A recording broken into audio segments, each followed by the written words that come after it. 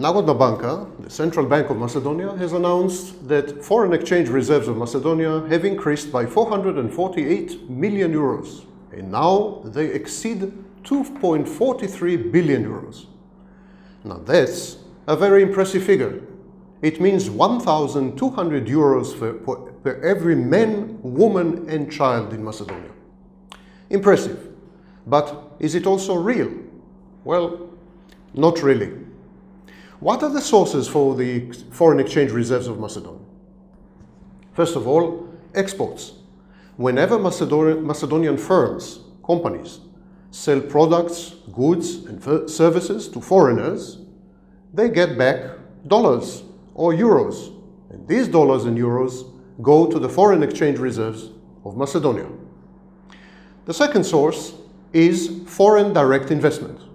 When foreigners invest in Macedonia, when they build factories, when they buy companies, when they employ people, they bring foreign exchange from their own country into Macedonia.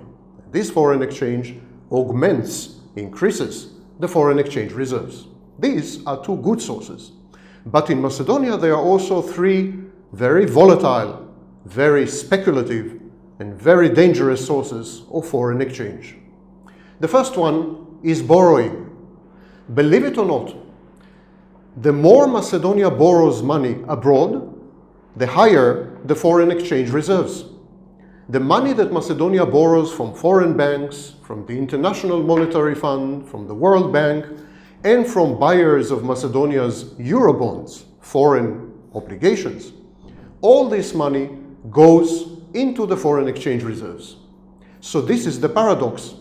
The more money the state borrows abroad, the more money the government borrows from foreigners, the higher the foreign exchange reserves. But of course, this is an optical illusion. This is not really money that belongs to Macedonia. This is money that Macedonia has to pay back, and very soon. Then there is the second source, remittances. In Macedonian, doznaki. Macedonians who work abroad or Macedonians who live abroad in the diaspora send money back home to their families. This money in euros, in Swiss francs, in dollars, this money comes into Macedonia and is directly deposited into the foreign exchange reserves in Macedonia. But remittances depend, the size of the remittances depends very heavily on the global economic cycle. If the global economy is in crisis, remittances go down dramatically. When the global economy recovers, remittances go up dramatically. In Macedonia, remittances range between 1 billion euros a year to 1.5 billion euros a year. That's not the way to build stable foreign exchange reserves. You can't rely on a cyclical inflow of money, which may or may not come. But this is precisely what Macedonia is doing. Its foreign exchange reserves rely on borrowing and on remittances. Finally, Macedonia owns 6.8 tons, 6,800 kilograms of gold. It owns twice as much gold as Slovenia. It owns 50% more gold than the United States when we compare it to the size of the GDP of the economy.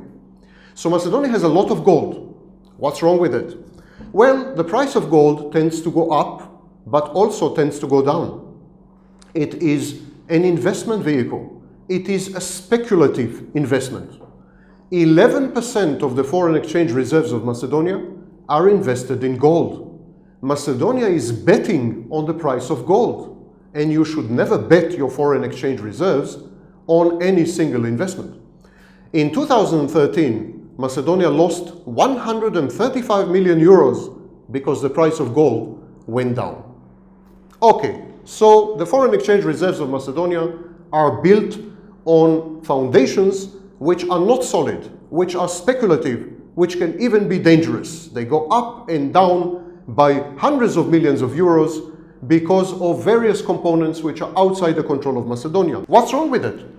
Why do we need foreign exchange reserves? What are we going to do with foreign exchange reserves? Well, foreign exchange reserves are very important to the economy. First of all, the country uses foreign exchange reserves to buy imports. For instance, to buy food, to buy energy. and to pay for various products, including cars. Foreign exchange reserves are the main source to finance imports. Second, foreign exchange reserves are used in order to stabilize the Macedonian denars against the euro. The stable exchange rate of the Macedonian denar depends on the fact that Macedonia has a lot of foreign exchange reserves. And finally, foreign exchange reserves are used to pay back the debts of the country. As Greece has just discovered, if your foreign exchange reserves are not realistic, if they are low, if they are heavily dependent on foreign borrowing, the whole economy may be in serious crisis. Macedonia's real foreign exchange reserves are much smaller than the foreign exchange reserves reported. The National Bank of Macedonia may decide to begin to report truthfully about the size of the foreign exchange reserves using the new methodology of new international reserves reporting. It's about time.